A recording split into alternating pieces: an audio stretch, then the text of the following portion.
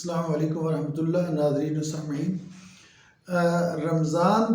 سے ہم تقوی کیسے حاصل کریں، اس پر جو مختلف پہلوؤں سے گفتگو جاری ہے، آج ایک اور پہلو میں آپ کے سامنے رکھنا چاہوں گا، اور وہ یہ ہے کہ نبی کریم صلی اللہ علیہ وسلم نے فرمایا کہ رمضان جو ہے یہ صبر کا مہینہ ہے۔ تو صبر کیا ہے؟ یعنی جب ہم بھوک برداشت کرتے ہیں، اور ہمارے ہاں مثلاً 14-15 گھنٹے کا روزہ ہے، اور دنیا کے بعض حصوں میں 15-20 گھنٹے اس سے بھی زیادہ کا روزہ ہو جاتا ہے۔ تو مطلب یہ ہے کہ روزے میں آپ ایک مشقت اٹھاتے ہیں، آپ صبر کرتے ہیں، آپ کو بھوک برداشت کرنی پڑتی ہے۔ تو یہ جو بھوک برداشت کرنا ہے، یہ صبر کا ایک مظاہرہ ہے، اور اس سے آدمی کے اندر بہت سی خوبیاں اس کی شخصیت میں پیدا ہوتی ہیں۔ لیکن ایک بات یہاں یہ یاد رکھیے کہ صبر کا مفہوم ہم اردو والے جو ہیں اس کا صرف یہ مطلب لیتے ہیں عام طور پر کہ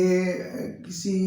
تکلیف کو، کسی دکھ کو، کسی مصیبت کو برداشت کر لیا جائے بھلے طریقے سے، بلا شبہ یہ بھی صبر ہے۔ لیکن صبر کا جو عربی میں مفہوم ہے، اس میں ایک ثابت قدمی کا مفہوم بھی پایا جاتا ہے۔ یعنی صبر کا تقاضا صرف یہی نہیں ہے کہ آپ تکلیف برداشت کریں، بلکہ یہ بھی ہے کہ اس کا جو یہ منفی پہلو ہے کہ اس پر واویلا نہ کیا جائے۔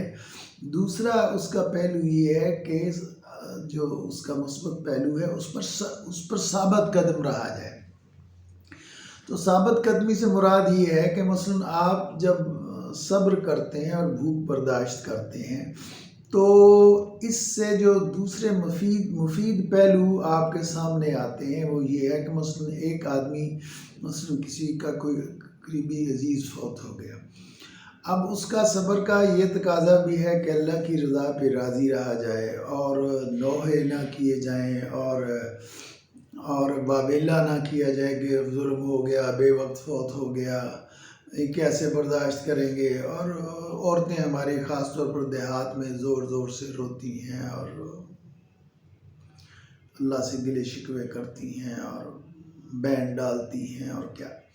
تو اس کے ساتھ مثبت پہلو اس کا یہ ہے کہ آپ اس کا اطلاق جو ہے وہ دوسرے پہلوؤں پر بھی کریں، کہ آپ خود بھی صبر کریں اور دوسروں کو بھی صبر کی تلقین کریں۔ تو یہ مثلا آپ نے صبر کیا کہ آپ نے بھوک برداشت کی، تو اسی طریقے سے آپ کو زبان پر بھی کنٹرول کرنا چاہیے، جیسا کہ ہم نے پچھلی گفتگو میں کہا تھا کہ جس طریقے سے آپ کھانا نہیں کھاتے ہیں، بھوک برداشت کرتے ہیں، پانی کی پیاس برداشت کرتے ہیں، جو لوگ سگریٹ پیتے ہیں ان کے لیے روزہ اور بھی مشکل ہوتا ہے کہ ان کو سگریٹ پینے کی عادت ہوتی ہے، تو آپ یہ سب کچھ برداشت کرتے ہیں، صبر کرتے ہیں۔ لیکن اس کے ساتھ ہی آپ یہ بھی کہتے ہیں کہ جیسا کہ نبی کریم صلی اللہ علیہ وسلم نے فرمایا کہ روزہ صرف بھوک پیاس